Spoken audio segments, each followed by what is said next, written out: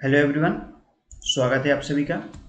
आज के इस वीडियो में हम सॉल्व करेंगे एमपीपीएससी प्रीलिम्स 2025 का क्वेश्चन पेपर। दो पार्ट में करेंगे। फर्स्ट पार्ट में 50 क्वेश्चन और सेकंड पार्ट में 50 क्वेश्चन। पहला क्वेश्चन, कांची का कैलाशनाथ मंदिर किस शैली में बना है? तो यह बना है राजसीमा शैली। ऑप्शन ए सही आंसर होगा। क्या? Option A. फिर यह जो है किसने बनवाया था? तो यह बनवाया था पल्लव शासक नरसिंह वर्मन द्वितीय ने। यह द्रविड़ स्थापत्य कला का प्रमुख उदाहरण है और इसी मंदिर से द्रविड़ स्थापत्य कला की शुरुआत मानी जाती है। नेक्स्ट, एडोब फोटोशॉप किस प्रकार के सामान्य प्रयोजन एप्लीकेशन सॉफ्टवेयर का एक उदाहरण है? तो किस प्रकार का है? ग्राफिक्स, मल्टीमीडिया, वेब सीरीज या डेटाबेस सॉफ्टवेयर? तो यह है ग्राफिक्स और मल्टीमीडिया दोनों प्रकार का सॉफ्टवेयर, क्योंकि इससे फोटोज एडिट की जाती हैं। एडोब जो कंपनी है वो अमेरिकन कंप्यूटर सॉफ्टवेयर कंपनी है, अमेरिका बेस्ड है। इसके प्रमुख और सॉफ्टवेयर कौन कौन से हैं? तो एक है एडोब प्रीमियर प्रो, एक एडोब एक्रोबेट, ऐसे बहुत सारे इनके हैं, तो याद रखिएगा, पूछे जा सकते हैं। वेब सीरीज सॉफ्टवेयर कौन से होते हैं? जैसे नेटफ्लिक्स हुआ, अमेजॉन प्राइम हुआ, इस तरीके से आप याद रखेंगे। डेटाबेस सॉफ्टवेयर जो डेटाबेस को व्यवस्थित करते हैं, जैसे गूगल ड्राइव। नेक्स्ट, राज्य पुनर्गठन अधिनियम 1956 के अनुसार कितने राज्य और केंद्र शासित प्रदेश बनाए गए थे? तो कितने बनाए गए थे? 14 राज्य और 6 केंद्र शासित प्रदेश। तो इसमें ऑप्शन डी करेक्ट है। यह फजल अली आयोग की सिफारिश पर आया था। किसके? फजल अली आयोग। देखो घटनाक्रम क्या था? 1953 में आंध्र प्रदेश का गठन हुआ था, भाषाई आधार पर उसका गठन हुआ था। तो पूरे देश में भाषाई आधार पर नए राज्यों की मांग उठने लगी थी। तो इस विषय की जांच करने के लिए तत्कालीन प्रधानमंत्री जवाहरलाल नेहरू ने फजल अली आयोग का गठन किया था, और यह जांच करने के लिए कि भाषाई आधार पर राज्यों का गठन उचित है या नहीं। 3 सदस्यीय आयोग था। फजल अली, के.एम. पणिक्कर और हजरनाथ कुंजरू, ये 3 लोग थे। 1953 में गठन हुआ और 1955 में अपनी रिपोर्ट इन्होंने सौंपी थी। और अपनी रिपोर्ट में इन्होंने 16 राज्य और 3 केंद्र शासित प्रदेश, कितने? 16 राज्य और 3 केंद्र शासित प्रदेश बनाए जाने की सिफारिश की थी। लेकिन बने कितने? 14 राज्य और 6 केंद्र शासित प्रदेश। चलिए नेक्स्ट हम बात करें, मुस्लिम लीग ने सीधी कार्रवाई करने की घोषणा कब की थी? तो 16 अगस्त 1946, याद रखिएगा, 16 अगस्त 1946। जो मुस्लिम लीग है इसका गठन कब हुआ था? तो इसका 1906 में हुआ था। किसके बाद हुआ था? जो बंगाल विभाजन हुआ था उसके बाद ढाका में 1906 में आगा खां और सलीमुल्लाह खां के नेतृत्व में मुस्लिम लीग का गठन हुआ था, याद रखिएगा। फिर 1916 में मुस्लिम लीग और कांग्रेस का समझौता हुआ था, 1916 का लाहौर अधिवेशन। फिर 1940 का मुस्लिम लीग का अधिवेशन हुआ था। कब? 1940 का मुस्लिम लीग का अधिवेशन, जिसमें उन्होंने एक स्वतंत्र मुस्लिम राष्ट्र पाकिस्तान की मांग को अपने स्वयं के अधिवेशन में स्वीकार किया था। नेक्स्ट, 6 अप्रैल 1930 की तिथि भारत के इतिहास में अच्छी तरह जानी जाती है क्योंकि यह तिथि संबंधित है। तो 6 अप्रैल 1930 क्या हुआ था? सविनय अवज्ञा आंदोलन की शुरुआत हुई थी। तो इन ऑप्शंस में जो ऑप्शन डी है कि गांधी जी द्वारा दांडी यात्रा से संबंधित है। तो है क्या कहानी पूरी? अंग्रेजों ने क्या किया था? 1930 में नमक पर कर लगा दिया था, नमक बनाने पर, क्योंकि भारत में ही बनता था तो उस पर कर क्यों लगाते हैं? तो गांधी जी ने उसका विरोध किया। और फिर कब डेट है? 12 मार्च 1930 को, 12 मार्च 1930 को साबरमती आश्रम से दांडी तक के लिए पैदल मार्च की शुरुआत की थी। दांडी समुद्र तट है गुजरात में। अब यहाँ से उन्होंने अपने 79 समर्थकों के साथ, कितने? 79 समर्थकों के साथ यात्रा प्रारंभ की। 322 किलोमीटर की पैदल यात्रा की थी। यह 12 मार्च को निकले और 5 अप्रैल को पहुंचे। कब? 5 अप्रैल को पहुंचे। और फिर 6 अप्रैल को उन्होंने दांडी में नमक बनाकर नमक कानून तोड़ा और सविनय अवज्ञा आंदोलन की शुरुआत की थी। जो सुभाष चंद्र बोस हैं उन्होंने गांधी जी के दांडी मार्च की तुलना किससे की थी? नेपोलियन बोनापार्ट के एल्वा से पेरिस मार्च से। कौन सी? एल्वा से पेरिस मार्च किया था किन्होंने? नेपोलियन बोनापार्ट ने। तो उससे तुलना की थी सुभाष चंद्र बोस ने गांधी जी की दांडी यात्रा की। बहुत ही महत्वपूर्ण है, याद रखिए, कभी भी पूछा जा सकता है। नेक्स्ट, भारत में किसी राज्य को विशेष दर्जा देने के लिए निम्नलिखित में से कौन सा पैरामीटर सामान्यतः स्वीकार नहीं किया जाता है? तो ऑप्शंस में पहाड़ी व कठिन भूभाग, बिल्कुल ये विशेष दर्जा देने का कारण है। फिर कम जनसंख्या घनत्व, यह भी है। फिर अनुसूचित जाति जनजाति की बड़ी आबादी, नहीं, यह विशेष दर्जा का एक पैरामीटर नहीं है। फिर अंतर्राष्ट्रीय सीमाओं के साथ रणनीतिक स्थान, हाँ बिल्कुल है। तो ऑप्शन सी हमारा सही आंसर होगा, किसे स्वीकार नहीं किया जाता, ऑप्शन सी अनुसूचित जाति जनजाति की बड़ी आबादी। अगर ये होता तो मध्य प्रदेश में सबसे ज़्यादा अनुसूचित जनजाति की आबादी है, तो वह भी क्या होता, वह भी एक विशेष राज्य का दर्जा प्राप्त राज्य होता है ना। अब जो विशेष राज्य का दर्जा है, आप उसके लिए आर्टिकल कौन सा याद कीजिए 371, आर्टिकल 371, इसमें विशेष राज्य का दर्जा बहुत सारे राज्यों को दिया गया, तो एक बार इसे जरूर पढ़ लें। फिर है 18वीं लोकसभा के स्पीकर द्वारा वर्ष 2024-25 के लिए गठित संसदीय समितियों के अध्यक्षों की नियुक्ति के संबंध में कौन सा युग्म गलत है। तो ये उस समय के करंट अफेयर्स का क्वेश्चन है। इसका सही आंसर है ऑप्शन बी। सीधा आंसर बताता हूँ, प्राक्कलन समिति बैजयंत पांडा, तो ये नहीं थे, कोई और थे इसके अध्यक्ष, है ना। अब ये हर वर्ष बदलते रहते हैं, तो आपको करंट अफेयर्स में क्वेश्चन पढ़ना है। चूँकि लोक लेखा समिति और प्राक्कलन समिति के बारे में थोड़ा डिस्कस कर लेते हैं। जो लोक लेखा समिति है, इसे कैग का मित्र माना जाता है, कैग के मित्र हैं, और यह कितने 22 सदस्यीय, कितने 22 सदस्य वाली समिति होती है, जिसमें 15 लोकसभा के और 7 राज्यसभा के सदस्य होते हैं। वहीं जो प्राक्कलन समिति है, यह सबसे बड़ी संसदीय समिति होती है, जिसमें कुल 30 सदस्य होते हैं। कितने 30 सदस्य होते हैं। जो प्राक्कलन समिति है वह लोक लेखा समिति की जुड़वा बहन कहलाती है। वहीं कैग लोक लेखा समिति का मित्र।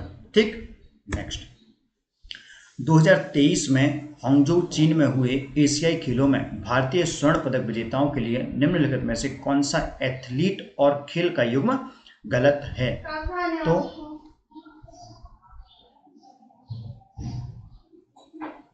इसमें क्या, तेजिंदर पाल सिंह तूर, यह शॉटपुट के खिलाड़ी, सही है। Avinash Sambale 3000 metre steeple chase, सही है। पारुल चौधरी 5000 मीटर, सही है। अन्नू रानी 100 मीटर स्प्रिंट, नहीं, जो अन्नू रानी है वह भाला फेंक की खिलाड़ी है। किसकी, भाला फेंक की। तो इसका सही आंसर क्या है, ऑप्शन डी। आपको याद करना पड़ेगा तेजिंदर पाल सिंह तूर, ये शॉटपुट के खिलाड़ी हैं, महत्वपूर्ण खिलाड़ी हैं। ये आपको खिलाड़ियों ने खेल याद करने पड़ेंगे। प्रीलिम्स के टाइम पे कोई गेम्स हुए हैं पिछले 1 वर्ष, पिछले 2 वर्ष का स्पोर्ट्स का करंट अफेयर्स आपको प्रीलिम्स के लिए तैयार करके जाना चाहिए। नेक्स्ट क्वेश्चन, निम्नलिखित में से कौन सा देश और भारत के साथ संयुक्त सैन्य अभ्यास का युग्म गलत है। तो बहुत ही सरल क्वेश्चन था ये, आप ऑप्शन से इसे टिक कर सकते थे। ऑप्शन ए रूस के साथ इंद्र, बी किर्गिस्तान के साथ खंजर, सी सेशेल्स के साथ लामितीय, और डी थाईलैंड के साथ युद्ध अभ्यास। तो फोर्थ ऑप्शन ऑटोमेटिक उन्होंने सही ऑप्शन ही नहीं दिए हैं, गलत हैं। बाकी ये क्वेश्चन पहले पूछे नहीं जाते थे, लेकिन पिछले 2 वर्षों से युद्ध अभ्यास पीएससी पूछने लगा है, तो अब आपको युद्ध अभ्यास याद करने पड़ेंगे। ये जनरली एसएससी वगैरह में पूछे जाते थे, अब पीएससी में पूछे जाने लगे हैं, तो याद करके जाइएगा प्रीलिम्स के टाइम पे। नेक्स्ट क्वेश्चन, डेटा सुरक्षा प्रबंधन का सिद्धांत जो ग्राहकों और संगठन के डेटा को अवैध पहुंच या प्रयोग से सुरक्षित रखने के लिए उपयोग की जाने वाली प्रक्रियाओं, नीति और नियंत्रणों को शामिल करता है, उसे कहा जाता है। तो डेटा को अवैध पहुंच से सुरक्षित करने के लिए किसका उपयोग किया जाता है, सीधी बात है। तो ऑप्शंस, इंटीग्रिटी, ये तो सत्यनिष्ठा की भाई ईमानदारी रखे, नहीं, प्राइवेसी, अवेलेबिलिटी और कॉन्फिडेंशियलिटी। तो इसमें आप अगर कंफ्यूज होते तो ऑप्शन बी और डी में कंफ्यूज हो सकते थे, प्राइवेसी और कॉन्फिडेंशियलिटी। तो इसका सही आंसर है ऑप्शन डी, कॉन्फिडेंशियलिटी, कि भाई अपनी बात को दूसरे छुपाना, कि दो लोगों के बीच में है विश्वसनीयता, तो उन दोनों के बीच में ही रहे, तो ये कॉन्फिडेंशियलिटी है। ठीक, अब जो डेटा सुरक्षा प्रबंधन का सिद्धांत है ना, अगर आपने ये सिद्धांत पढ़ा होता तो आप इसमें बिल्कुल भी कंफ्यूज ना होते। डेटा सुरक्षा प्रबंधन के सिद्धांत में 3 चीज़ों की ही बात की गई है। एक इंटीग्रिटी की, किसकी, डेटा की इंटीग्रिटी, फिर डेटा की उपलब्धता की सभी के लिए उपलब्ध हो, और कॉन्फिडेंशियलिटी उसकी सुरक्षा के लिए। प्राइवेसी कोई टर्म उसमें है ही नहीं डेटा प्रबंधन के सिद्धांत में। उसमें कॉन्फिडेंशियलिटी टर्म है, तो ऑटोमेटिक आपका आंसर डी सही हो जाता। नेक्स्ट, भारत वन स्थिति रिपोर्ट 2021 के अनुसार मध्य प्रदेश के इनमें से कौन से जिले में वन आवरण 10% से कम है? तो निम्न ऑप्शंस में से आपका ऑप्शन सी भिंड सही है। कौन सा? भिंड। भिंड में 10% से कम क्या है? वन आवरण है। अगर हम बात करें वन आवरण की तो क्षेत्रफल की दृष्टि से सर्वाधिक वन पूरे भारत में कहाँ है? मध्य प्रदेश में 77,493 वर्ग किलोमीटर, 77,493 वर्ग किलोमीटर, याद रखिएगा ये फैक्ट। अब मध्य प्रदेश में सर्वाधिक वन है तो क्षेत्रफल में हो या परसेंटेज में? सर्वाधिक वन क्षेत्रफल में हो या परसेंटेज में? वह कहाँ है? बालाघाट। और हम न्यूनतम की बात करें चाहे क्षेत्रफल में हो या परसेंटेज में, तो वह है कहाँ? हमारी महाकाल नगरी उज्जैन में। ठीक। नेक्स्ट क्वेश्चन हम देखें तो ये है, भारतीय संविधान के अनुच्छेद 338 के अंतर्गत निम्नलिखित में से किस आयोग के गठन की बात की गई है? तो अनुच्छेद 338 में अनुसूचित जाति आयोग के बारे में है, तो ऑप्शन डी राष्ट्रीय अनुसूचित जाति आयोग सही आंसर होगा।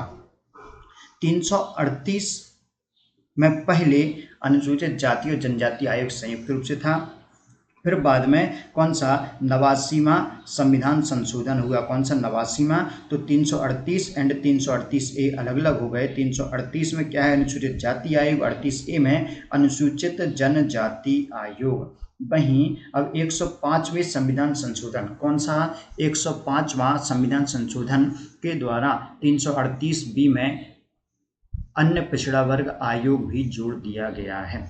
अब हम राष्ट्रीय महिला आयोग की बात करें तो यह महिला आयोग अधिनियम 1990 के तहत गठित है। राष्ट्रीय अल्पसंख्यक आयोग 1992 में गठित हुआ। और राष्ट्रीय मानवाधिकार आयोग, तो यह राष्ट्रीय मानवाधिकार आयोग अधिनियम 1993 के तहत गठित होता है। नेक्स्ट हम बात करें कि मुख्यमंत्री लाडली बहना योजना जो पूरे मध्य प्रदेश में क्रियान्वित की गई है का उद्देश्य आर्थिक स्वावलंबन के अतिरिक्त निम्न में क्या है?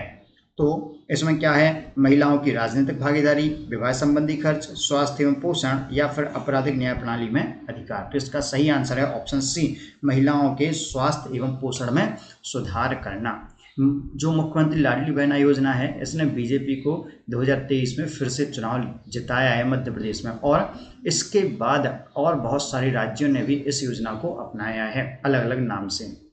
इसकी शुरुआत 2023 कब? 2023 में हुई। इसकी पात्रता क्या है?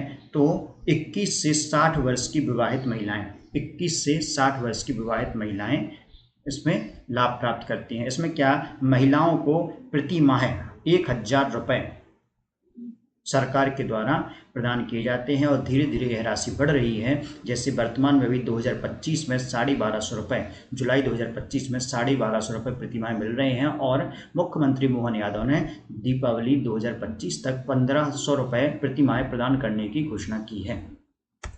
नेक्स्ट,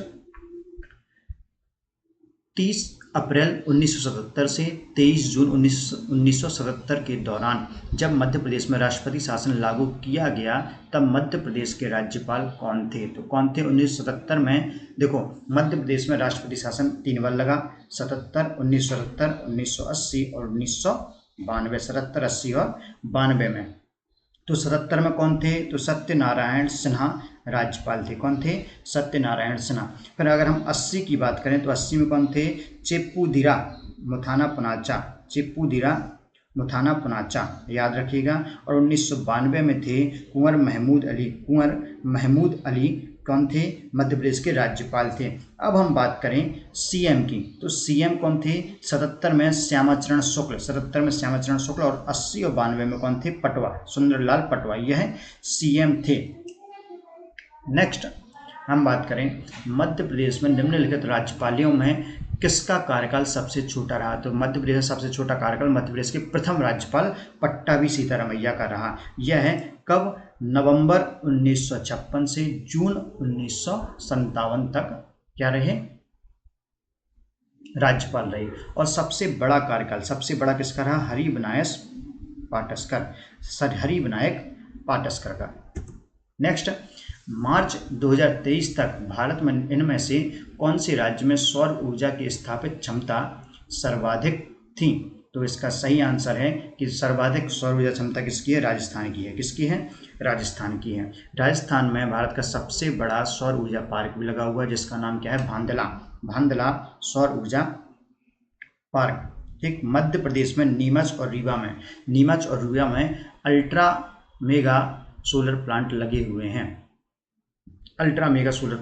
कहाँ कहाँ? नीमच और रीवा में, याद रखिएगा।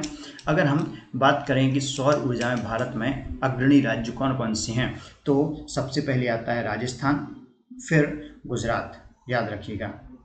ठीक, उसके बाद आएगा महाराष्ट्र और फिर कर्नाटक और तमिलनाडु।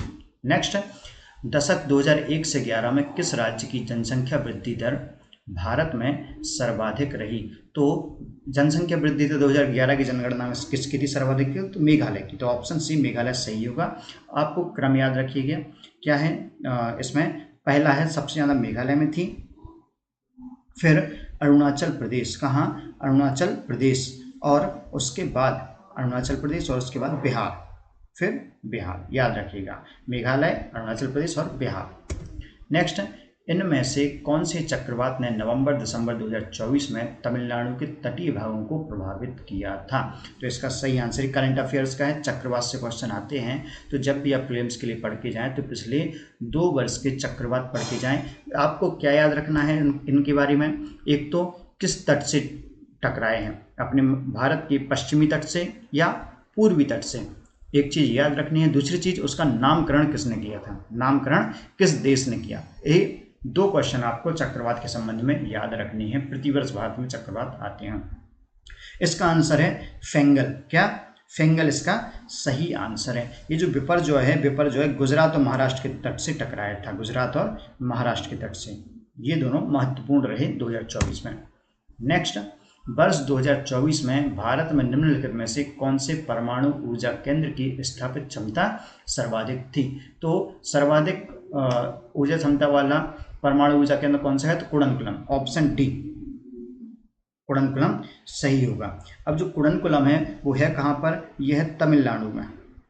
कहाँ? तमिलनाडु में अवस्थित है, याद रखिएगा। फिर कल्पक्कम जो है यह भी तमिलनाडु में है। जो कुडनकुलम है इसकी क्षमता कितनी है? 6000 मेगावाट, 6000 मेगावाट, और यह रूस के सहयोग से स्थापित किया गया था, याद रखिएगा। कैगा कर्नाटक में है और काकरापारा गुजरात में है, तो इनका आप स्थान भी याद कर लेंगे। नेक्स्ट, किस उपनिषद में याज्ञवल्क्य और गार्गी का प्रसिद्ध संवाद मिलता है? तो किसमें है? यह है बृहदारण्यक उपनिषद। तो ऑप्शन ए सही होगा, बृहदारण्यक उपनिषद।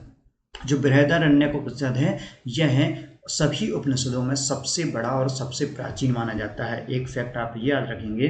और जो गार्गी की बात है तो गार्गी वैदिक कालीन विदुषी महिला थी। इनके अलावा और प्रमुख विदुषी महिलाएं कौन कौन सी हैं?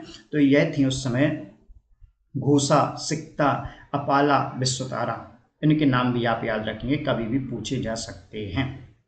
नेक्स्ट, निम्नलिखित में से कौन सा गैर लाभकारी संगठन भारत में रोबोटिक्स और ऑटोमेशन में मानक स्थापित करने के लिए शीर्ष निकाय है? तो इसका आंसर है option A, all India council for robotics and automation, AICAR,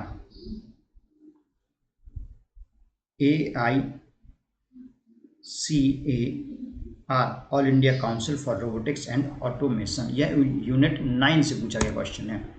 next question, एक मेलवेयर जो एक वैध सॉफ्टवेयर की तरह दिखता है और एक बार जब यह उपयोगकर्ता को बहलाकर इसे इंस्टॉल करवा देता है तो यह काफ़ी हद तक वायरस या वर्म की तरह कार्य करता है, इसे कहा जाता है। देखो, ऐसा सॉफ्टवेयर जो क्या है, दिखता है कि बिल्कुल सही है, फिर इंस्टॉल करके अपने हिसाब से काम कराता है, वायरस की तरह आपके कंप्यूटर सिस्टम को खराब कर देता है, तो वो क्या कहलाता है? वो कहलाता है ट्रोजन। ये कार्यप्रणाली किसकी है? ट्रोजन की है। ट्रोजन एक प्रकार का मॉलवेयर है। ठीक, अब और ऑप्शन है की लॉगर। तो की लॉगर क्या है? ऐसा सॉफ्टवेयर जो आप अपने कीबोर्ड पर क्या स्ट्रोक कर रहे हैं वह रिकॉर्ड करता है और फिर जिसने इसको इंस्टॉल किया है उसको सारी जानकारी देता है। रैनसमवेयर भी एक मेलवेयर है। रैनसमवेयर क्या? आपके सिस्टम को कंट्रोल कर लेता है, लॉक कर देता है, फिर आपके डेटा के बदले आपसे फिरौती मांगता है। स्पाईवेयर क्या है? एक जासूसी करने वाले यह वायरस होते हैं। जैसे हाल ही में बहुत चर्चित रहा पिछले 1-2 सालों में पेगासस जो स्पाईवेयर था। नेक्स्ट, भारतीय संविधान के किस अनुच्छेद के अंतर्गत राष्ट्रपति राज्य विशेष के लिए अनुसूचित जनजाति समुदायों के लिए लोक अधिसूचना जारी करते हैं? तो किस अनुच्छेद के तहत? तो इसका आंसर है ऑप्शन सी, अनुच्छेद 342।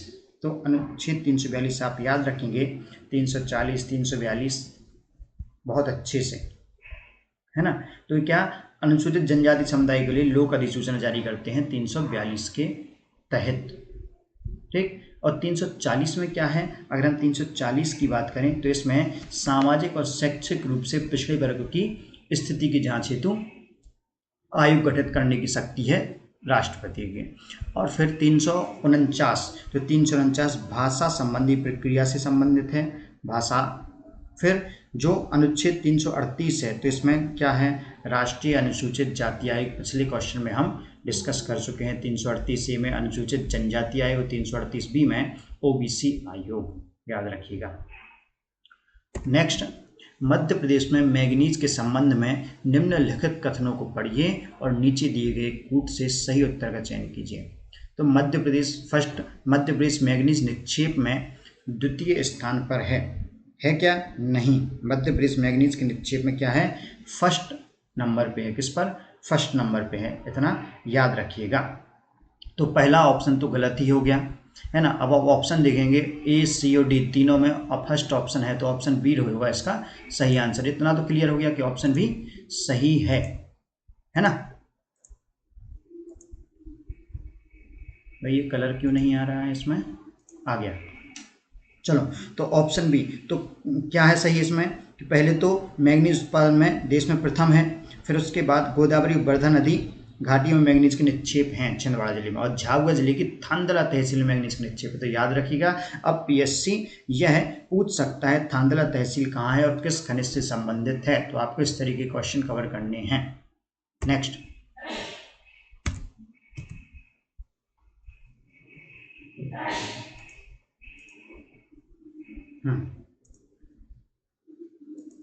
तो हम बात करेंगे भारत के राष्ट्रपति पर महाभियोग निम्नलिखित में से किस आधार पर लगाया जाता है? तो किस आधार पर? संविधान के उल्लंघन, संविधान का उल्लंघन या अतिक्रमण। ये किसमें? आर्टिकल 61। किसमें? आर्टिकल 61, याद रखिएगा 61। नेक्स्ट, मध्य प्रदेश में काली मिट्टी के संबंध में निम्नलिखित में से कौन सा कथन सही नहीं है? तो पहली बात, यह दक्कन लावा के अपक्षय से निर्मित हुई है, बिल्कुल सही है। दक्कन लावा के अपक्षय से निर्मित होती है काली मिट्टी। फिर इस मिट्टी में नाइट्रोजन, फॉस्फोरस जैव पदार्थों की मात्रा अधिक होती है। नहीं, अधिक नहीं होती है, अधिक नहीं होती है, ठीक। तो यह गलत हो गया।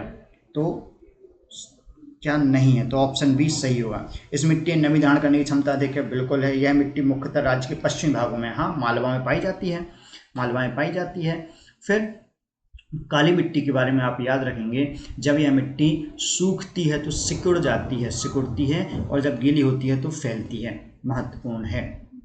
नेक्स्ट, ICMR राष्ट्रीय जनजाति स्वास्थ्य अनुसंधान संस्थान मध्य प्रदेश के किस शहर में स्थापित है? यह क्वेश्चन जो हमने पिछला पेपर सॉल्व किया था फॉरेस्ट मीन्स 2024 से सीधा सीधा रिपीट हुआ है। यह है जबलपुर में। कहाँ है? जबलपुर में। NIRTH नेशनल राष्ट्रीय जनजाति स्वास्थ्य अनुसंधान संस्थान कहाँ? जबलपुर में है। ऐसे आपको ये संस्थान याद रखने हैं। यह जनजातीय की यूनिट 10 से पूछा गया क्वेश्चन है।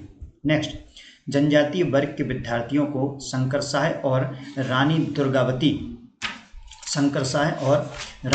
दुर्गावती पुरस्कार योजना दिए जाने का उद्देश्य क्या है? तो पुरस्कार क्यों दिया जाता है? तो यह दिया जाता है 10वीं 12वीं कक्षा के मेधावी छात्रों को। तो ऑप्शन बी, क्या? ऑप्शन बी 10वीं और 12वीं कक्षा की परीक्षाओं में मेधावी स्थान पाने वाले विद्यार्थियों को प्रोत्साहित करने हेतु। कब प्रारंभ हुआ?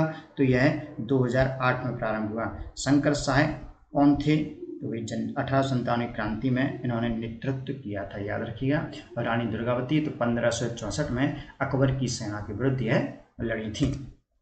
नेक्स्ट, दिनांक 23/12/2017 से आहार अनुदान योजना किस जनजाति समुदाय के कुपोषण को दूर करने के लिए, तो यह PBTG विशेष पिछड़े जनजाति समुदाय के लिए प्रारंभ की गई थी। भारत मध्य प्रदेश में कौन कौन सी हैं, तो बैगा, सहरिया और भारिया, बैगा, सहरिया और भारिया। नेक्स्ट, मध्य प्रदेश में वर्ष 2023 में कुल कितनी बृहद एवं मध्यम एकीकृत जनजातीय विकास परियोजनाएं अस्तित्व में हैं। यह क्वेश्चन कहना चाहिए इतना भी लोग याद नहीं कर सकते हैं, यह एकदम फैक्चुअल क्वेश्चन है, तो इन क्वेश्चन की आपको टेंशन नहीं लेना है। हालांकि इसका आंसर था ऑप्शन सी 31। नेक्स्ट, मौद्रिक नीति का मुख्य उद्देश्य क्या है, तो मौद्रिक नीति में क्या, repo rate, reverse repo rate, CRR, SLR, ये सभी चीज़ों को मैनेज किया जाता है। क्यों किया जाता है, ताकि मुद्रास्फीति नियंत्रित रहे, तो मूल्य स्थिरता बनाए रखना और आर्थिक वृद्धि सुनिश्चित करना, ऑप्शन बी। ना तो सरकारी खर्च बढ़ाना है, ना कि राजकोषीय घाटा कम करना। याद रखना, राजकोषीय घाटा कम करने के लिए राजकोषीय नीति लाई जाती है। क्या लाई जाती है, राजकोषीय नीति। और विदेशी मुद्रा भंडार को नियंत्रित करने के लिए अलग से एक्ट है, ठीक, याद रखिएगा। तो मौद्रिक नीति क्या है, मॉनेटरी पॉलिसी, मूल्य स्थिरता बनाए रखने के लिए। वित्त वर्ष 2023-24 में भारत के कुल व्यापार घाटे को कम करने में किस क्षेत्र ने महत्वपूर्ण भूमिका निभाई, तो इसका आंसर है ऑप्शन सी, सेवा निर्यात। सेवा निर्यात ने सर्वाधिक सेवाओं का निर्यात करता है और कुल निर्यात में कितनी भूमिका है सेवा की, 55%, याद रखिए, कितनी, 55%। वहीं हम प्राथमिक क्षेत्र की बात करें तो प्राथमिक क्षेत्र का योगदान है 17 से 19% और द्वितीय क्षेत्र का है 25 से 30%। और यह जो डेटा है यह हर वर्ष का कुछ परसेंट में अलग रहता है, तो आप अब 2026 के लिए 2024-25 के डेटा को याद करेंगे। नेक्स्ट, वर्ष 2017-18 में भारत के किस राज्य में विनिर्माण क्षेत्र में पूंजी गहनता सबसे अधिक रही, तो मैन्युफैक्चरिंग में पूंजी सर्वाधिक आई, कहाँ आई, तो ऑप्शन डी, मध्य प्रदेश। देखो MPPSC के पेपर में आपको जब अगर कोई ऑप्शन समझ ना आए कि मुझे क्या लगाना है, तो आप आंख बंद करके मध्य प्रदेश टिक करके आइएगा, 80% क्वेश्चन आपके सही होंगे, याद रखिएगा। नेक्स्ट, भारत किन कृषि उत्पादों में सबसे बड़ा उत्पादक है, तो ऑप्शन ए, चावल, गेहूं, कपास, नहीं, चावल गेहूं में चीन है। दूध, दालें, मसाले, बिल्कुल सही, दूध, दालें और मसाले में भारत फर्स्ट है। चाय, कॉफ़ी और जूट, देखो जूट में तो फर्स्ट है लेकिन चाय कॉफ़ी में नहीं है। फिर गन्ना, मक्का, तिलहन, तो नहीं, तो दूध, दालें, मसाले और जूट में भी भारत फर्स्ट है, याद रखिएगा। अगर हम सेकंड की बात करें तो चावल, गेहूं, गन्ना, मूंगफली, इन सभी में क्या है, सेकंड है। सब्जियों में सेकंड है, कपास में सेकंड है भारत, है ना। तो जो फर्स्ट ऑप्शन है चावल, गेहूं, कपास, इनमें क्या है, सेकंड है, क्या है, सेकंड नंबर पे, ठीक। नेक्स्ट, वर्ष 2011 की जनगणना के अनुसार निम्नलिखित में से कौन से जिले की जनसंख्या की 10 की वृद्धि दर सर्वाधिक थी, तो मध्य प्रदेश में सर्वाधिक वृद्धि दर किस जिले की थी, तो इंदौर जिले की। क्यों, क्योंकि भाई शहर की ओर लोग भाग रहे हैं, पढ़ाई के लिए भी भाग रहे हैं, जॉब के लिए भी भाग रहे हैं, स्वास्थ्य के लिए भी भाग रहे हैं, तो इस कारण इंदौर सर्वाधिक। फिर सेकंड नंबर पे था झाबुआ 10 की वृद्धि दर में, यहाँ क्या है, जनजातीय आबादी है। फिर झाबुआ के बाद भोपाल, तो इंदौर, झाबुआ, भोपाल, याद रखिएगा। नेक्स्ट, 2020 में SDG इंडिया इंडेक्स 3.0 में मध्य प्रदेश का समग्र SDG स्कोर कितना था, कितना था, 62, option D, option D. Next, राष्ट्रीय पृथ्वी विज्ञान अध्ययन केंद्र किस राज्य में स्थित है, तो यह है तिरुवनंतपुरम में। तिरुवनंतपुरम कहाँ है, केरल में, ऑप्शन बी, केरल, तिरुवनंतपुरम। और यह कब स्थापित हुआ, तो 1978 सन, याद रखिएगा। फिर यह क्या, पृथ्वी विज्ञान मंत्रालय के अधीन कार्य करता है। नेक्स्ट, उद्यम क्रांति योजना का मुख्य उद्देश्य क्या है, तो उद्यम क्रांति योजना के तहत जो बेरोजगार युवाएं हैं उन्हें ऋण प्रदान किया जा रहा था, तो ऑप्शन बी, स्वरोजगार के लिए गारंटी रहित ऋण प्रदान करना, कि वह अपना उद्योग या अपना कुछ रोजगार प्रारंभ करें इसके लिए। तो ऑप्शन बी किसका 38 का। यह योजना कब प्रारंभ हुई? तो 2022 में। 2022 में यह योजना प्रारंभ हुई थी, 2022 में। ठीक, नेक्स्ट 2023-24 में मध्य प्रदेश सरकार के कुल व्यय बजट का कितना प्रतिशत शिक्षा क्षेत्र के लिए आवंटित किया गया? ये एक बार फिर से किससे, यूनिट 6 इकोनॉमिक्स और बजट, उससे क्वेश्चन है। तो इसका आंसर है ऑप्शन ए। ये देखना, इकोनॉमिक्स से आप क्वेश्चन देखेंगे फैक्चुअल ज़्यादा पूछे जा रहे हैं, डेटा से संबंधित, तो आपको उसी तरीके से इसकी तैयारी करनी है। Option A 12.22%। फिर नेक्स्ट क्वेश्चन है हमारा 2023-24 में मध्य प्रदेश में सबसे अधिक उत्पादकता वाली सब्जी कौन सी थी? तो यह थी टमाटर। 2023-24 में कौन सी थी? टमाटर थी। नेक्स्ट, राष्ट्रीय ई गवर्नेंस योजना के तहत मिशन मोड परियोजनाओं का सार संग्रह का क्या कहा जाता है? यह भी फॉरेस्ट सर्विस 2024 से सीधा रिपीटेड क्वेश्चन है। Same option same question, option C सारांश। अगर आप पुराने पेपर लगाते हैं तो 5 से 6 क्वेश्चन आपको पिछले 6 महीने में आए हुए जो पेपर हैं उनसे सीधे आपको रखे मिलते हैं। कठिन क्वेश्चन रहते हैं, जैसे ये सबसे बनना आसान नहीं था। Next, social media platform Facebook की स्थापना किसने की थी? तो फेसबुक के संस्थापक कौन है? तो मार्क जुकरबर्ग। ऑप्शन ए सही है। कब की थी? 2004 में की थी। सन याद कीजिएगा, 2004। अब एलन मस्क जो हैं, यह है किसके? टेस्ला, स्पेसएक्स और न्यूरालिंक, 3 कंपनियों के क्या हैं? संस्थापक हैं एलन मस्क। 3 कंपनियां कौन कौन सी? टेस्ला, स्पेसएक्स और न्यूरालिंक। बिल गेट्स, तो इन्होंने माइक्रोसॉफ्ट, इनके एक साथी थे पॉल एलन और बिल गेट्स ने माइक्रोसॉफ्ट की स्थापना की थी। जैक डोरसी, ट्विटर, जी हाँ, शर्मा जी के लड़के पराग शर्मा को उन्होंने क्या नौकरी दी थी? सीईओ बनाया था ट्विटर का, फिर बाद में एलन मस्क ने खरीद लिया, उसे एक्स नाम दे दिया। शर्मा जी के लड़के की प्राइवेट नौकरी चली गई थी, इसलिए आप सरकारी नौकरी की तैयारी कर रहे हैं। चलिए नेक्स्ट, गार्टनर के ई गवर्नेंस के विकास मॉडल के 4 चरणों का सही क्रम। यह क्वेश्चन भी सीधा रिपीटेड है, तो ऑप्शन ए सूचना, बातचीत, लेन देन, परिवर्तन। तो यह आप देख लेना एक बार, ई गवर्नेंस के विकास मॉडल के चरण जो हैं वह पूछे जा सकते हैं। तो यह 4 चरण है, इसके बाद थोड़ा डीप में आप लोग देख कर जाना इसको। नेक्स्ट है, निम्नलिखित में से कौन 2024 के पद्म विभूषण पुरस्कार के प्राप्तकर्ता नहीं हैं? तो 2024 में पद्म विभूषण 5 लोगों को मिला था। 5 लोग कौन कौन से थे? पद्मा सुब्रमण्यम भरतनाट्यम के लिए, फिर वेंकैया नायडू, बैजंती माला, चिरंजीवी और बिंदेश्वर पाठक। तो इसमें बैजंती माला, कॉनिडेला चिरंजीवी, वेंकैया नायडू, तीनों सही हैं। Option D A R Rahman, इन्हें नहीं मिला है पद्म विभूषण। तो 5 नाम याद रखेंगे 2024 के। पद्मा सुब्रमण्यम भरतनाट्यम के लिए, वेंकैया नायडू सार्वजनिक मामलों के लिए। देखो वेंकैया नायडू कौन थे? भारत के उपराष्ट्रपति थे। फिर बैजंती माला भरतनाट्यम के लिए, और चिरंजीवी कौन? तेलुगु सिनेमा के एक्टर हैं। रामचरण, जो आपने आरआरआर देखी थी उसमें रामचरण जो थे उनके पिताजी हैं चिरंजीवी। और इसके अलावा बिंदेश्वर पाठक जो सुलभ इंटरनेशनल के संस्थापक हैं, तो इन्हें समाज कार्य के लिए मरणोपरांत मिला। 2025 की भी लिस्ट आ चुकी है पद्म विभूषण की। कब की? 2025। तो 2025 की याद आपको रखना है। 2025 में पद्म विभूषण 7 लोगों को मिला है। नाम सुन लीजिए एक बार, फिर आप नोट कर लेना बाद में।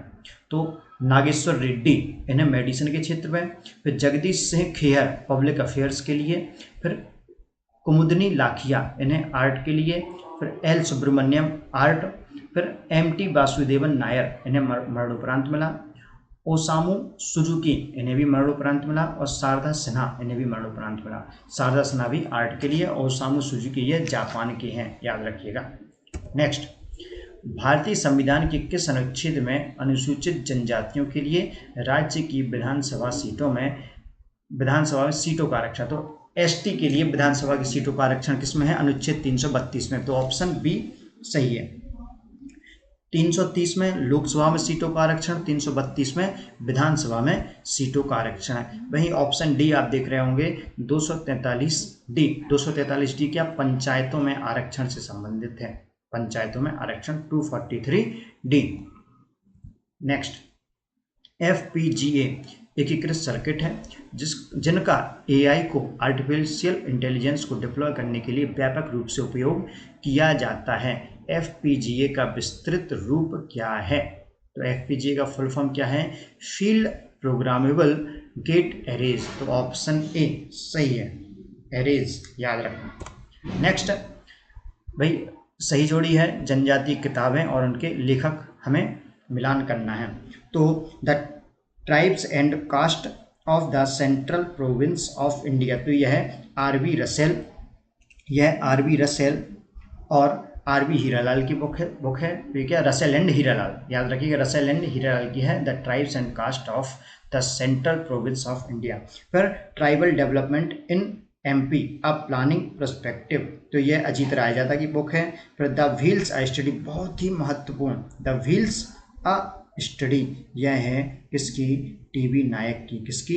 TB नायक की। और द बेगा, यह बैरियर 11 की, यह भी बहुत ही महत्वपूर्ण बुक है। तो ऑप्शन ए हमारा सही रहेगा, 3 4 2 1 याद रखिएगा। जो आपकी फर्स्ट, थर्ड एंड फोर्थ हैं बहुत ही महत्वपूर्ण बुक्स हैं।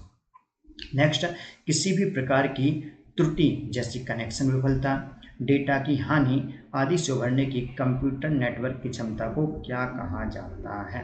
तो रेजिलेंस, किसी भी चीज़ का विरोध करना रेजिलेंस, कनेक्शन विफलता या डेटा की हानि, इन सभी से क्या, इन सब का विरोध करने, सबके से उभरने की क्षमता, तो रेजिलियंस लचीलापन। सीधा सीधा अगर आप ऑप्शन शब्द का अर्थ भी अच्छे समझते होंगे तो आपसे बन जाएगा। नेक्स्ट, निम्नलिखित में से कौन सी पुस्तक राजशेखर द्वारा नहीं लिखी गई है? तो ऑप्शंस काव्य मीमांसा लिखी गई है, कर्पूर मंजरी लिखी गई है, प्रबंध चिंतामणि नहीं, यही सही आंसर होगा। यह मेरु तुंगाचार्य की किताब है, किसकी? मेरु तुंगाचार्य, याद रखिएगा। और विद्यासागर भंजी का, ये भी राजशेखर, मेरु तुंगाचार्य ने लिखी, यह जैन साहित्य की पुस्तक है, संस्कृत में लिखी गई है, प्रबंध चिंतामणि, याद रखिएगा। राजशेखर, तो ये कौन थे? यह संस्कृत के कवि और नाटककार थे। यह गुर्जर प्रतिहार शासक महेंद्र पाल और उनके बेटे महिपाल के दरबारी रहे। गुर्जर प्रतिहार शासक महेंद्र पाल और महिपाल के दरबार में रहे। इनकी प्रमुख पुस्तकें काव्य मीमांसा, कर्पूर मंजरी, विद्यासागर भंजी का बाल भारत और बाल रामायण थी। नेक्स्ट, MS-DOS निम्नलिखित में से किस प्रकार के यूजर इंटरफेस वाला एक ऑपरेटिंग सिस्टम है? यह भी फॉरेस्ट मेंस 2024, देखो 5 महीने पहले एग्जाम हुआ है। कब यह हुआ है? अक्टूबर नवंबर 2024 में यह एग्जाम हुआ MPPSC फॉरेस्ट मेंस का, और 16 फरवरी 2025 को प्रीलिम्स का। तो 4 महीने के अंतराल में 5 से 6 क्वेश्चन रिपीट हुए हैं 100 क्वेश्चन में, बहुत बड़ी बात होती है, याद रखिएगा। हालांकि ये जो क्वेश्चन है MS-DOS, तो इस क्वेश्चन से बहुत प्यार है, PSC को कई बार पूछ चुका है। तो यूजर इंटरफेस MS-DOS क्या है? कमांड आधारित इंटरफेस है। GUI आधारित कौन सा है? तो माइक्रोसॉफ्ट विंडोज़, यह ग्राफिकल यूजर इंटरफेस है, याद रखिएगा। तो यहाँ पर हमारे 50 क्वेश्चंस खत्म होते हैं। आगे के 50 क्वेश्चन देखने के लिए नेक्स्ट वीडियो जरूर देखें, है ना? नेक्स्ट वीडियो देखें और जुड़े रहें, चैनल को सब्सक्राइब जरूर करें, वीडियो को लाइक करें और अपने दोस्तों तक फैलाएं। Thank you. हेलो एवरीवन, स्वागत है आप सभी का एक बार फिर से। इस वीडियो में हम जो 2025 के प्रीलिम्स के बाकी के 50 क्वेश्चन रह गए थे उसको कवर करेंगे और बहुत ही कम टाइम में हम उसे कंप्लीट करने की कोशिश करेंगे। चलिए तो शुरू करते हैं। जो क्वेश्चन नंबर 51 है वो क्या है? सही जोड़ी मिलानी है जिला और सीमेंट उद्योग से संबंधित क्षेत्रों की। तो दमोह में कौन सा है? नरसिंहगढ़, तो कहाँ है ये? सेकंड नंबर पर। फिर भिंड में कौन सा? बानमौर। सतना में, सॉरी, भिंड में है मालनपुर, बानमौर है मुरैना में, और जो मैहर है वो है सतना में। तो इस हिसाब से कौन सा हमारा सही आंसर होगा? एक का होगा 2, तो ऑप्शन ए हमारा सही होगा। क्या है? Option A, 2 1 4 3। ठीक है। नेक्स्ट, सिंगरौली जिले के महान एल्यूमिनियम प्लांट के संबंध में निम्नलिखित कथनों के आधार पर नीचे दिए गए कूट से सही उत्तर का चयन कीजिए। तो कौन कौन से ऑप्शन सही हैं ये देखना है बेसिकली। तो सिंगरौली जिले के बरगुआ के निकट महान एल्यूमिनियम प्लांट अवस्थित है, बिल्कुल सही बात है। फिर उत्पादन 2013 से प्रारंभ हुआ, सही है। फिर इसके कुल उत्पादन का 80% निर्यात किया जाता है, ये डाउटफुल है। फिर स्मेल्टिंग के लिए फ्रांसीसी तकनीक का उपयोग किया जाता है, तो सभी जगह भारत में इसी तकनीक का यूज किया जाता है। तो ऑप्शन हमारा 1, 2, 4 सही है। तो ये कौन सा, ऑप्शन सी सही रहेगा। कौन सा, ऑप्शन सी 1, 2, 4। देखो यहाँ जो स्मेल्टिंग टर्म है, पहले तो देखो क्या देख लो क्वेश्चंस में कि महान एल्यूमिनियम प्लांट, तो एल्यूमिनियम का प्लांट कहाँ पर है, महान गांव में सिंगरौली के निकट, ठीक। फिर एल्यूमिनियम का प्रमुख अयस्क या खनिज कौन सा है, बॉक्साइट, जो मध्य प्रदेश में पाया जाता है, बॉक्साइट।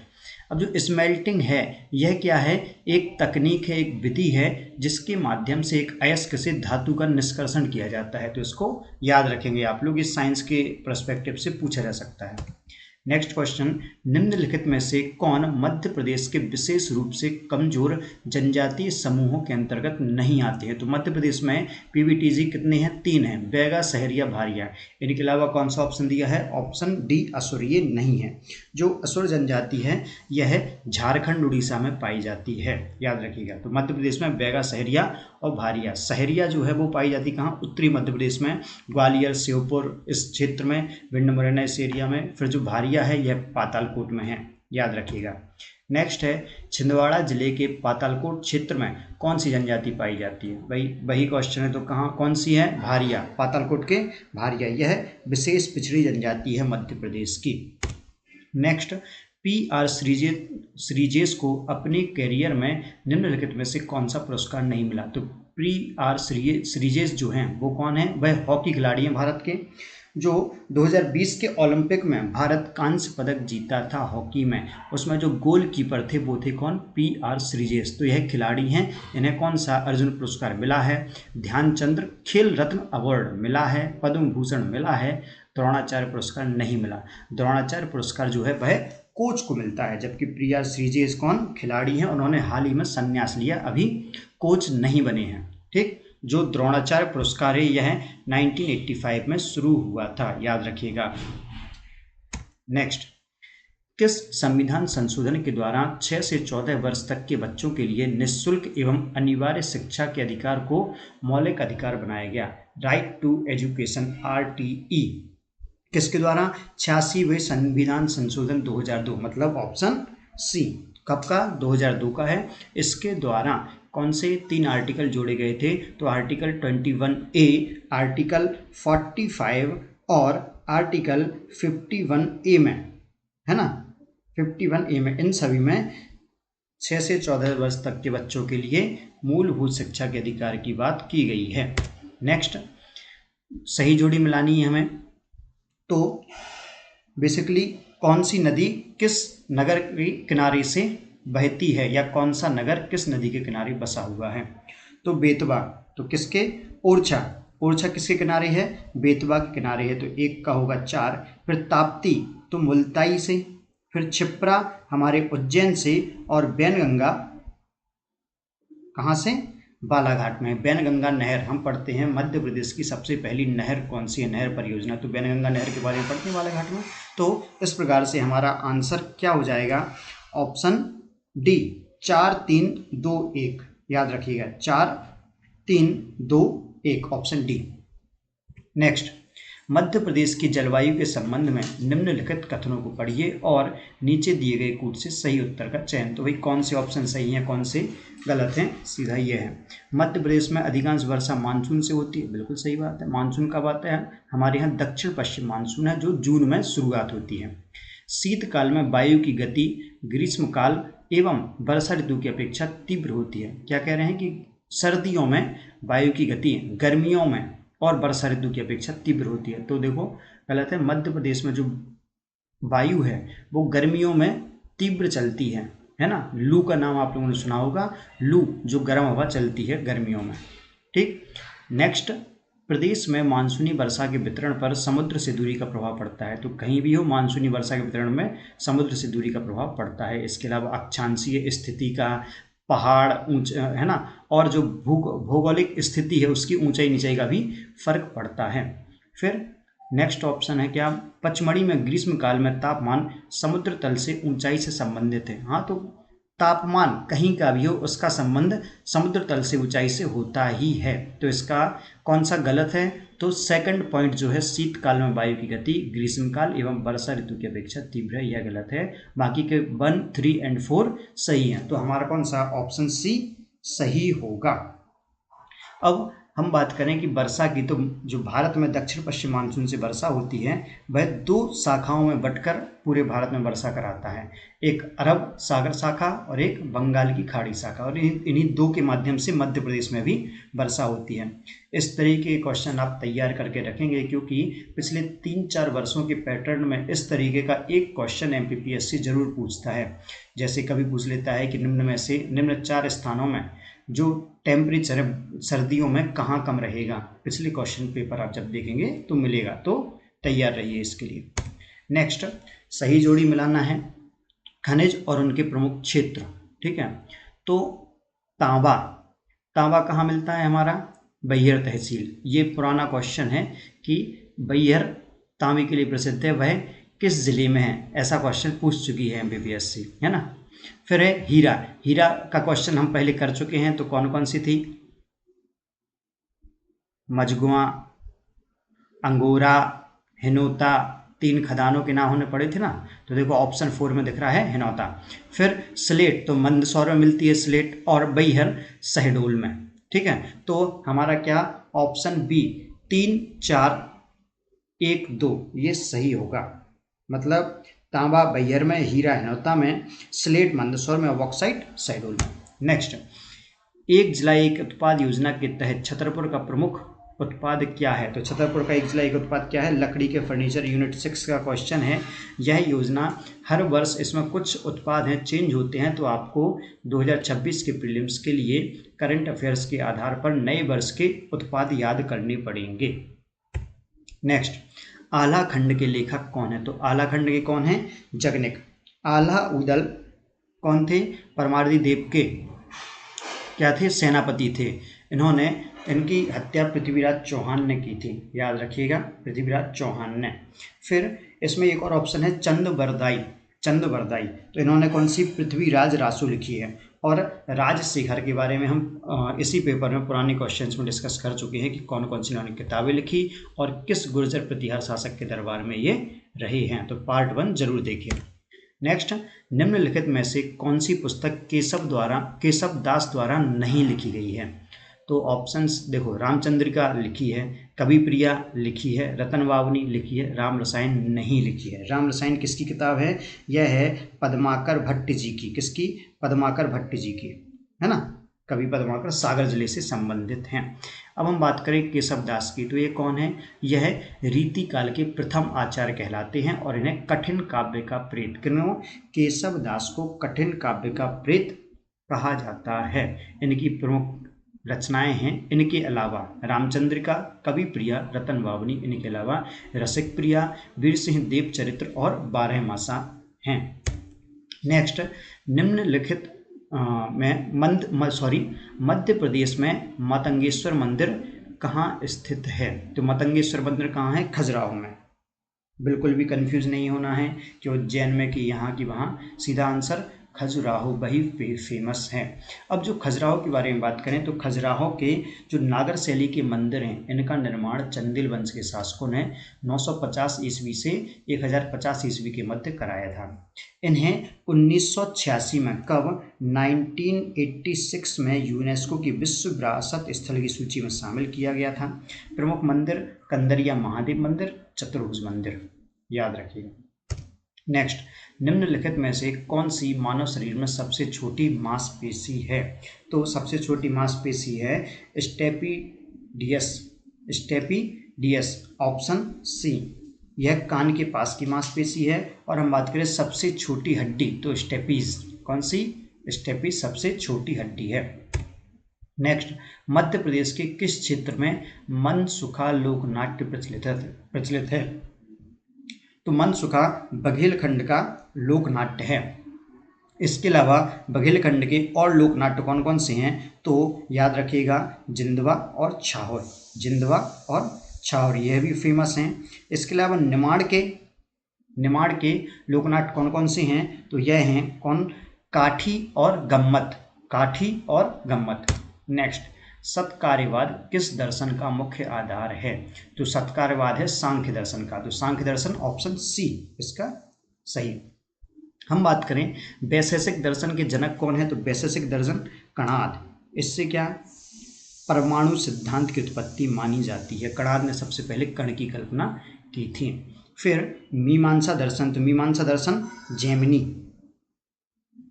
कौन? जैमिनी।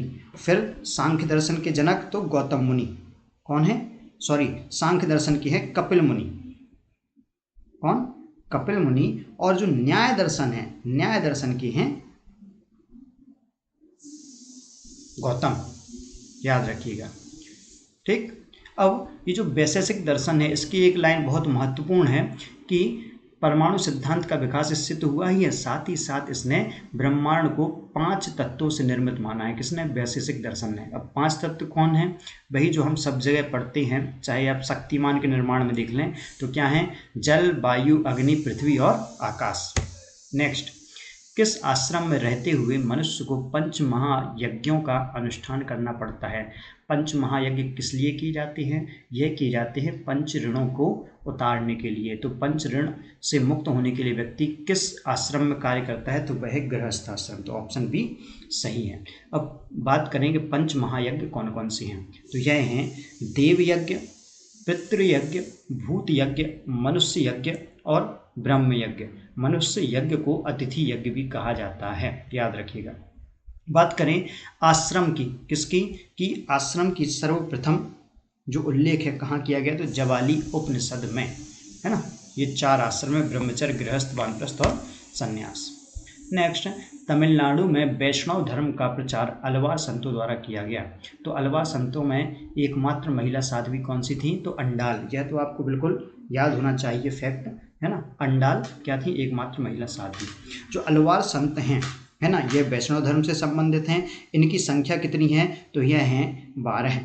ठीक, और इनके अलावा एक और संत दक्षिण में प्रचलित हैं, वो हैं कौन? नयनार, जिनकी संख्या कितनी है? 63, और यह शैव मत से संबंधित हैं। किससे? शैव मत से, याद रखिएगा।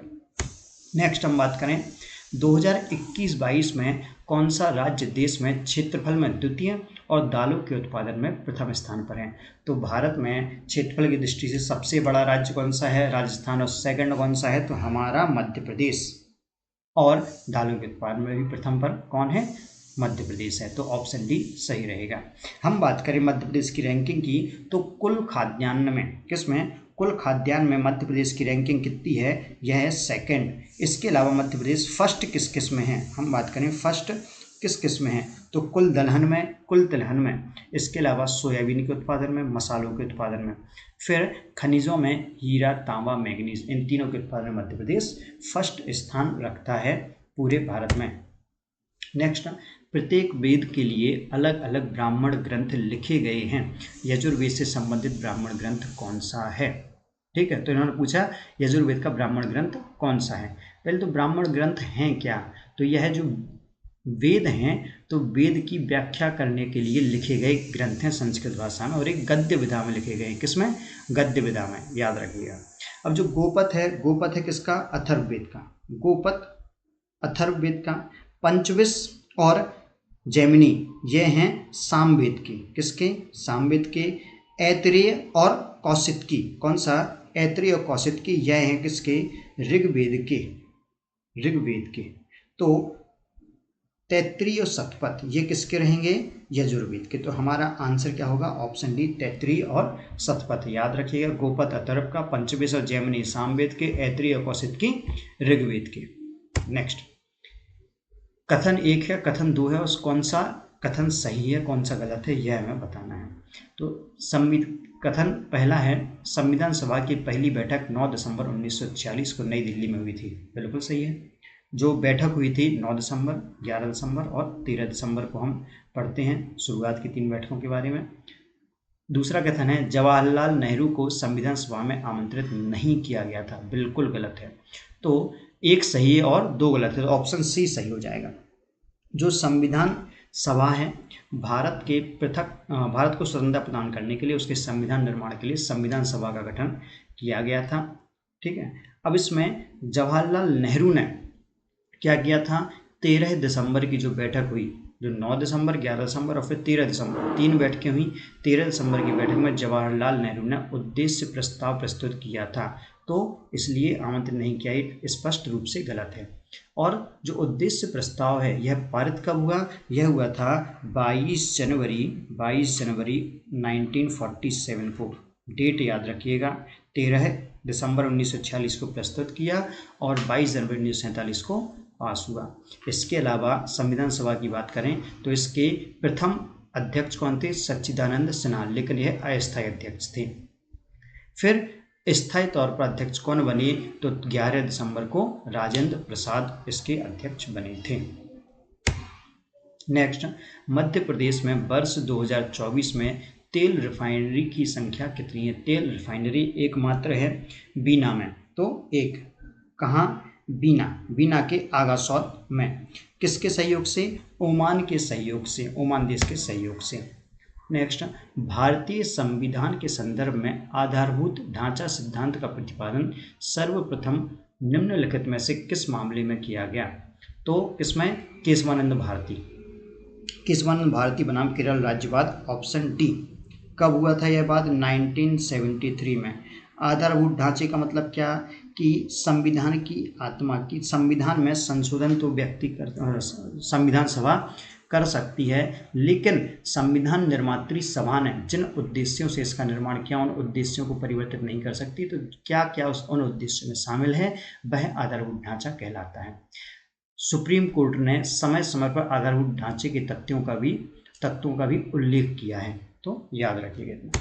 नेक्स्ट, उच्चतम न्यायालय एवं उच्च न्यायालयों के न्यायाधीशों की नियुक्ति के प्रावधानों को भारतीय संविधान में खालिस्तान कमेटी की प्रकाशित अनुशंसा को ध्यान में रखकर समाविष्ट किया गया। तो किस कमेटी ने की अनुशंसाओं को सुप्रीम कोर्ट और हाई कोर्ट के जजेस की नियुक्ति के प्रावधान में शामिल किया गया, तो कौन थी, यह तेज बहादुर सप्रू समिति थी, ऑप्शन डी, सर तेज बहादुर सप्रू कमेटी ने सुप्रीम कोर्ट और हाई कोर्ट के जजेस की नियुक्ति के लिए अनुशंसा की थी। नेक्स्ट, वर्तमान समय में भारतीय संविधान में संपत्ति के अधिकार को निम्नलिखित में से किस रूप में स्वीकार किया गया है। तो संपत्ति का अधिकार पहले क्या था, मौलिक अधिकार था, फिर 42वें संविधान संशोधन के द्वारा इसे आर्टिकल 300A में शामिल किया गया और यह वर्तमान में कानूनी अधिकार के तौर पर शामिल है। यह रिपीट क्वेश्चन है 2018 के किसमें, MPPSC प्रीलिम्स में जो पार्ट बी आया था उसमें पूछा गया है। इसके अलावा 2017 के UPSC में यह क्वेश्चन पूछा जा चुका है, याद रखिएगा। तो रिपीटेशन होता है, इसलिए प्रीवियस ईयर क्वेश्चन पेपर महत्वपूर्ण है। नेक्स्ट, वर्ष 2021 में भारत के कौन से राज्य में वन सर्वाधिक है। तो वन क्षेत्रफल सर्वाधिक कहाँ है, तो हमारा प्यारा मध्य प्रदेश। कितना है, 77,493 स्क्वायर किलोमीटर। पिछली रिपोर्ट के अनुसार कितना, लगभग 10.11 वर्ग किलोमीटर का विस्तार हुआ है वनों में, याद रखिएगा। नेक्स्ट, बघेलखंड के 1-2 फैक्टर बता देता हूँ वनों से संबंधित। एक क्वेश्चन अभी आया था कि किस जिले में 10% से कम वन है, तो उसका आंसर भिंड था। इसके अलावा बात करें सर्वाधिक वन क्षेत्रफल मध्य प्रदेश से किस जिले में है, तो बालाघाट, चाहे क्षेत्रफल की दृष्टि से हो या परसेंटेज की दृष्टि से। सबसे कम वन क्षेत्रफल किस जिले में है, तो उज्जैन, और परसेंटेज की दृष्टि से भी उज्जैन। नेक्स्ट, बघेलखंड के स्वतंत्रता संग्राम सेनानी ठाकुर रणमत सिंह को कब फांसी दी गई थी, तो 1859 में दी गई थी। तो 1859 का ऑप्शन सी है यहाँ पर, अगस्त 1859। ठाकुर रणमत सिंह कौन है, तो 1857 की क्रांति में इन्होंने क्या किया था, भाग लिया था। कहाँ से, रीवा से। रीवा के महाराजा ये सैनिक थे, रीवा के सैनिक थे। और इनका जन्म कहाँ, मनकहरी गांव सतना में हुआ था, याद रखिएगा, महत्वपूर्ण है ठाकुर रणमत सिंह। नेक्स्ट, दक्षिणी दोलन इनमें से कौन से दो महासागरों के मध्य दोलन प्रतिरूप है? तो यह है प्रशांत महासागर और हिंद महासागर। तो ऑप्शन बी रहेगा, प्रशांत एवं हिंद महासागर। दक्षिणी दोलन किसके बीच, हिंद महासागर और प्रशांत महासागर। नेक्स्ट, इनमें से कौन सा राज्य भारत में लौह अयस्क के निक्षेपित भंडार में प्रथम स्थान पर था? तो लौह अयस्क के सर्वाधिक भंडार कहाँ पर है, कर्नाटक में। कहाँ, ऑप्शन सी कर्नाटक। या याद रखना यहाँ क्या है, बादाम पहाड़ लोहे के निक्षेप के लिए प्रसिद्ध है। कहाँ, कर्नाटक में, बादाम पहाड़ कर्नाटक। नेक्स्ट, निम्नलिखित में से सबसे लंबी नदी कौन सी है? तो ऑप्शन है नर्मदा, कावेरी, कृष्णा और गोदावरी। तो इनमें सबसे बड़ी कौन सी है, गोदावरी। यह प्रायद्वीपीय भारत की भी सबसे लंबी नदी है ना। जो गोदावरी है इसका उद्गम कहाँ है, त्र्यंबकेश्वर या त्र्यंबक पहाड़ी, नासिक जिले में, याद रखना। अगर हम प्रायद्वीपीय नदियों की लंबाई में क्रम की बात करें तो सबसे लंबी है गोदावरी के बाद आती है कृष्णा के बाद नर्मदा, फिर उसके बाद महानदी, फिर कावेरी और फिर ताप्ती नदी। तो यह क्रम है, यह आप याद रखेंगे। यह क्वेश्चन भी कई बार पूछा जा चुका है। नेक्स्ट, 15 नवंबर को जनजातीय गौरव दिवस किस जनजातीय नायक के जन्मदिन के सम्मान में मनाया जाता है? तो जनजातीय गौरव दिवस 15 नवंबर को बिरसा मुंडा, तो ऑप्शन सी भगवान बिरसा मुंडा के सम्मान में। अब ये कौन थे, यह जनजातीय नायक थे और इन्होंने 1857 क्रांति में और उसके पहले 1857 क्रांति में नहीं, उसके पहले इन्होंने मुंडा विद्रोह, जो कहाँ, झारखंड में मुंडा विद्रोह हुआ था, उसका नेतृत्व किया था। और इन्होंने जल जंगल जमीन, अंग्रेजों के विरुद्ध जल जंगल जमीन का नारा दिया था और आदिवासियों को एकत्रित किया था अंग्रेजों के विरुद्ध। नेक्स्ट, T20 विश्व कप फाइनल 2024 के संबंध में कौन सा कथन गलत है? फर्स्ट ऑप्शन देखते हैं, यह दक्षिण अफ्रीका में खेला गया था, नहीं। यह कहाँ खेला गया था, यह अमेरिका और वेस्ट इंडीज में खेला गया था। तो फर्स्ट ऑप्शन ही गलत है, आंसर हमारा ए हो जाएगा। इसके अलावा और ऑप्शन देख लेते हैं। Player of the match Virat Kohli को, बिल्कुल, इन्होंने 75-76 रन की मैच जिताऊ पारी खेली थी। फिर player of the tournament Jasprit Bumrah को, बिल्कुल सही है।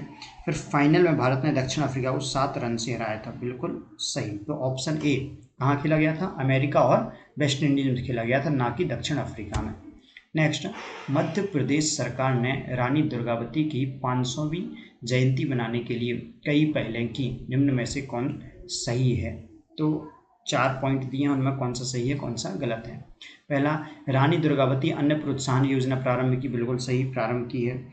फिर जबलपुर में रानी दुर्गावती स्मारक का एवं उद्यान का उद्घाटन किया, बिल्कुल सही किया है। मध्य प्रदेश में जनजाति महिला कल्याण बोर्ड की स्थापना की, तो इसकी स्थापना पहले से है, इस वर्ष नहीं की गई है ना, तो यह इस संदर्भ में गलत है। फिर रानी दुर्गावती की जयंती पर सार्वजनिक अवकाश घोषित किया गया, बिल्कुल नहीं है ना। तो फर्स्ट एंड सेकंड पॉइंट सही है, तो ऑप्शन बी हमारा सही हो जाएगा। रानी दुर्गावती कौन थी, 1564 में मुगलों के विरुद्ध इन्होंने युद्ध किया था, याद रखिएगा। नेक्स्ट, गोंडवाना क्या थी, शासिका थी, कहाँ की, गोंडवाना की। चलो नेक्स्ट है, वर्ष 2023 के लिए मध्य प्रदेश सरकार के प्रतिष्ठित किशोर कुमार सम्मान के प्राप्तकर्ता कौन है? तो 2023 में किशोर कुमार सम्मान किसे मिला, यह मिला राजकुमार हिरानी को। किशोर कुमार सम्मान कब प्रारंभ हुआ, यह हुआ था 1997 में, ठीक। सबसे पहले किसको मिला, तो यह मिला था ऋषिकेश मुखर्जी को। अब हम बात करें किशोर कुमार की, तो किशोर कुमार कौन थे, यह एक्टर, सिंगर और डायरेक्टर सब कुछ थे। फिल्मों में इन्होंने बहुत नाम कमाया, इनके गाने आज भी बहुत फेमस हैं। फिर राजकुमार हिरानी, जिन्हें 2023 के लिए मिला है, ये क्या हैं, यह फिल्म राइटर और डायरेक्टर हैं। इनकी प्रमुख फिल्में कौन कौन सी हैं, तो मुन्ना भाई MBBS, लगी रहो मुन्ना भाई, 3 इडियट्स, संजू, ये प्रमुख फिल्में हैं इनकी। नेक्स्ट, अंतर्राष्ट्रीय पर्यटन दिवस 27 सितंबर 2024। तो कब मनाया जाता है अंतर्राष्ट्रीय पर्यटन दिवस? 27 सितंबर को। तो 2024 को मध्य प्रदेश के 3 गांवों को भारत सरकार के पर्यटन मंत्रालय द्वारा उनके उत्कृष्ट सतत पर्यटन प्रयासों के लिए मान्यता दी गई। निम्नलिखित में से कौन सा गांव उनमें नहीं था? प्राणपुर था, साबरवानी था, लाडपुर खास था, घोघरा नहीं था। तो ऑप्शन डी हमारा सही आंसर होगा। कौन सा नहीं था? तो घोघरा। देखो 3 जो पुरस्कृत किए गए उनके बारे में थोड़ा सा देख लेते हैं। जो प्राणपुर है उसको क्राफ्ट श्रेणी में, और जो साबरवानी एवं लाडपुर खास है इसे रिस्पॉन्सिबल टूरिज्म श्रेणी में चुना गया था। किसमें? रिस्पॉन्सिबल टूरिज्म, है ना। अब बात करें यह कहाँ पर हैं, यह कहाँ पर हैं? तो जो प्राणपुरा है यह अशोकनगर की चंदेरी तहसील में है। फिर जो साबरवानी है यह छिंदवाड़ा की तामिया तहसील में, और लाडपुरा खास कहाँ पर है? तो यह निवाड़ी जिले में ओरछा के पास। तो इनके जिले याद कर लेना, पूछे जा सकते हैं, ठीक है। अब देखो ये तो था अंतर्राष्ट्रीय पर्यटन दिवस जो कब मनाया जाता है? 27 सितंबर को। अगर हम बात करें राष्ट्रीय पर्यटन दिवस की तो यह मनाया जाता है प्रतिवर्ष 25 जनवरी को, 25 जनवरी। उसी दिन मतदाता दिवस भी है। नेक्स्ट, राष्ट्रीय अंतरिक्ष दिवस कब मनाया जाता है? राष्ट्रीय अंतरिक्ष दिवस भाई याद करो 2023 में चंद्रयान तृतीय जो था, चंद्रयान 3 कहाँ पहुंचा था? चंद्रमा के सदर्न पोल पर लैंड हुआ था 23 अगस्त को, है ना। तो 23 अगस्त को मनाया जाता है उसी की याद में। तो घोषणा कब 2023 में हुई? पहली बार कब मनाया गया? 2024 में। नेक्स्ट, भारत सरकार ने पर्यावरण की गुणवत्ता की रक्षा और सुधार के लिए पर्यावरण संरक्षण अधिनियम कब पारित किया? 1986। इसे क्या अम्ब्रेला एक्ट या छाता विधान भी कहा जाता है। क्यों? क्योंकि यह बहुत सारे जो अधिनियम हैं उनको साथ में समायोजित करता है। नेक्स्ट, समुदायों का वह संपूर्ण क्रम जो किसी दिए गए क्षेत्र में क्रमिक रूप से बदलता है कहलाता है। तो ऑप्शन बी क्रमक याद रखिएगा। यह 2025 के प्रीलिम्स में सबसे ज़्यादा विवादित क्वेश्चंस में से एक था कि पारिस्थितिक अनुक्रमण है या क्रमक है। तो एमपीपीएससी ने क्रमक इसका आंसर माना है। नेक्स्ट, भारतीय पेट्रोलियम संस्थान कहाँ पर है? तो पेट्रोलियम संस्थान कहाँ? देहरादून में है। तो देहरादून कहाँ? यह उत्तराखंड की राजधानी, याद रखिएगा। जो पेट्रोलियम संस्थान है इसका स्थापना कब? 1960 में की गई थी। कहाँ की गई थी? पहले दिल्ली में की गई थी, फिर 1963 में, कब? 1963 में इसे देहरादून स्थानांतरित किया गया। इसका मुख्य उद्देश्य क्या है? पेट्रोलियम और प्राकृतिक गैस के क्षेत्र में अनुसंधान करना। नेक्स्ट, मध्य प्रदेश में वित्त वर्ष 2011 से 2011-12 से 23-24 तक चालू कीमतों पर प्रति व्यक्ति आय में कितनी वृद्धि हुई है? तो 11-12 की तुलना में 23-24 में लगभग 4 गुना, कितनी? 4 गुना की वृद्धि हुई है, 4 गुना हो गई है प्रति व्यक्ति आय। अगर हम वर्तमान बात करें 2024-25 में कि प्रचलित मूल्य पर प्रति व्यक्ति आय कितनी है, तो अब हो चुकी है मध्य प्रदेश की 1,52,615 रुपये प्रचलित मूल्य पर। और अगर हम बात करें स्थिर मूल्यों पर तो 70,434 रुपये। ये देखो आप क्या करेंगे, प्रति वर्ष जो हमारा इकोनॉमिक सर्वे आता है उस इकोनॉमिक सर्वे में यह डेटा दिया रहता है, तो उससे आपको यह पढ़ना है। उसमें तुलना भी दी रहती है बेस ईयर की तुलना में, है ना।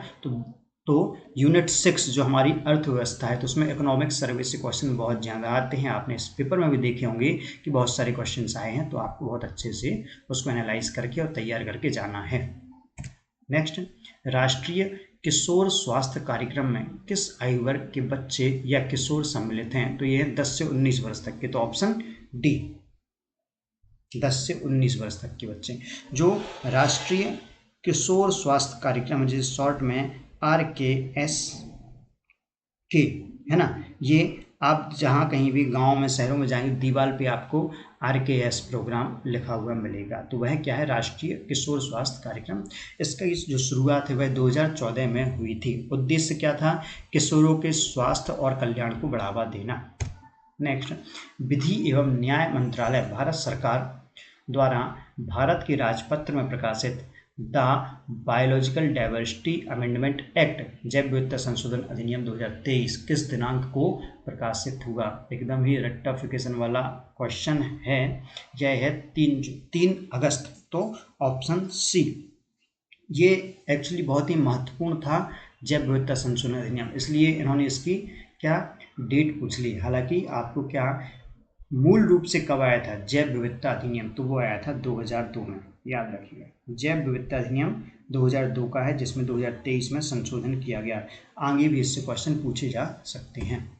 Next, national disaster response force academy, आपदा मोचन बल अकादमी कहाँ पर है? तो नागपुर में है। Option A Nagpur. जो NDMA national disaster management act कब आया? तो 2005, याद रखिएगा। नेक्स्ट, विष्णु श्रीधर बांकड़कर ने भीमबेटका के शैलाश्रयों की खोज कब की थी? तो 1957-58। भीमबेटका की खोज 1957-58 ऑप्शन डी में की थी। भीमबेटका कहाँ पर है? तो ओबेदुल्लागंज रायसेन। भीमबेटका कहाँ? ओबेदुल्लागंज रायसेन में है। और इसे 2003 में, कब? 2003 में यूनेस्को के विश्व विरासत स्थल में शामिल किया गया। यहाँ पर क्या शैलाश्रय पाए गए हैं, यहाँ पर आदि मानव काल के चित्र भी मिलते हैं। फिर हम बात करें विष्णु श्रीधर बांकड़कर, तो इनके नाम पर एक पुरातत्व शोध संस्थान है। कहाँ पर? भोपाल में। कहाँ? भोपाल में। विष्णु श्रीधर बांकड़कर पुरातत्व शोध संस्थान कहाँ है? भोपाल में। नेक्स्ट हम बात करें, राष्ट्रीय सिकल सेल एनीमिया उन्मूलन मिशन ने किस वर्ष तक सिकल सेल एनीमिया को भारत से समाप्त करने का लक्ष्य निर्धारित किया है? तो यह 2047। ऑप्शन डी 2047, हमारी स्वतंत्रता के 100वें वर्ष में। जो सिकल सेल एनीमिया है, यह है हमारे जो सहरिया जनजाति है, मुख्य रूप से सहरिया जनजाति में एक आनुवांशिक बीमारी है, याद रखिएगा। नेक्स्ट, उचेहरा कांस्य शिल्प केंद्र का बड़ा केंद्र है। उचेहरा मध्य प्रदेश के जिले, उचेहरा सतना। उचेहरा कहाँ है? सतना में। कांस्य शिल्प के लिए प्रसिद्ध है। नेक्स्ट, बाघ जलाधार की किस गुफा को रंग महल कहा जाता है? तो बाघ की गुफाओं में कौन सी गुफा है जो रंग महल कहलाती है? तो देखो, जो दूसरी गुफा है वह क्या? पांडव गुफा। पांडव गुफा। और जो तीसरी गुफा है वह क्या? हाथी गुफा। हाथी गुफा। और जो चौथी गुफा है वह कहलाती है रंग महल। तो हमारा आंसर क्या होगा? चौथी गुफा। जो बाकी गुफाएं हैं यह कहाँ पर? धार जिले में बाघन नदी के किनारे हैं। इनकी खोज कब? 1818 में कैप्टन डेंजरफील्ड के द्वारा की गई थी। किसके द्वारा? कैप्टन डेंजरफील्ड। और यह बौद्ध धर्म से संबंधित गुफाएं हैं। कुल कितनी? 9 गुफाएं यहाँ पर हैं। कितनी? 9 गुफाएं। नेक्स्ट हम बात करें, मध्य प्रदेश में कौन सी दो श्रेणी, निम्न में से कौन सी 2 श्रेणियों के मध्य नीलगिरी पहाड़ियां स्थित है? नीलगिरी पहाड़ी कहाँ है? दक्षिण भारत में है। दक्षिण भारत में यह पूर्वी घाट और पश्चिमी घाट के मध्य में स्थित है। तो ऑप्शन सी सह्याद्री एवं पूर्वी घाट के मध्य। सह्याद्री पश्चिमी घाट का ही एक नाम है। इसकी सबसे ऊंची चोटी कौन सी है? तो डोडा बेट्टा, जिसकी ऊंचाई क्या है? 2637 मीटर, 2637 मीटर। डोडा बेट्टा नीलगिरी की सबसे ऊंची चोटी है। अभी जो नीलगिरी पहाड़ियां हैं यह किसके लिए? एक नील कुरुंजी फूल है, उसके लिए फेमस है, जो 12 वर्ष में एक बार खिलता है, याद रखिएगा। नेक्स्ट, छतरपुर के चरण पादुका गोलीकांड में भीड़ पर गोली चलाने का आदेश किसने दिया था? तो चरण पादुका नरसंहार छतरपुर जिले में हुआ था। इसका आंसर है ऑप्शन ए GT फिशर, इन्होंने आदेश दिया था। इसे मध्य प्रदेश का जलियांवाला बाग हत्याकांड भी कहा जाता है। क्या? मध्य प्रदेश का जलियांवाला बाग हत्याकांड। यह जो चरण पादुका है ये कहाँ पर है? उर्मिल नदी के किनारे है। और यह घटना कब हुई थी? तो 14 जनवरी 1931 मकर संक्रांति के दिन हुई थी, याद रखिएगा। और लास्ट क्वेश्चन है हमारा, टुरिया जंगल सत्याग्रह का नेतृत्व किसने किया था? तो टुरिया जंगल सत्याग्रह कब हुआ? 1930 में। कहाँ हुआ था? सिवनी में। क्यों हुआ था? तो गांधी जी के सविनय अवज्ञा आंदोलन के समर्थन में आदिवासियों ने किया था। तो इसके प्रमुख नेतृत्वकर्ता कौन थे? मूका लोहार, बिरजू भोई और राम प्रसाद। तो हमारा आंसर क्या होगा? ऑप्शन डी मूका लोहार। इसके अलावा बिरजू भोई और राम प्रसाद ने भी क्या किया था, इसका नेतृत्व किया था। अब और ऑप्शन से बात करें तो जो गंजन सिंह कोरकू हैं, ये जो हमारा घोड़ा डोंगरी जंगल सत्याग्रह है, कौन सा, घोड़ा डोंगरी जंगल सत्याग्रह जो बैतूल में हुआ था, उसका नेतृत्व इन्होंने किया था। ये भी कब, सविनय अवज्ञा आंदोलन के समर्थन में 1930 में हुए थे। आदिवासियों ने जंगल में घास काटकर अपना विरोध जताया था। यहाँ पर हमारे 2025 के प्रीलिम्स के सारे क्वेश्चंस कवर होते हैं, तो वीडियो को आप देखें और वीडियो भी देखें। हम सारे क्वेश्चन पेपर यहाँ सॉल्व कराएंगे। जुड़े रहें इस चैनल के साथ। Thank you.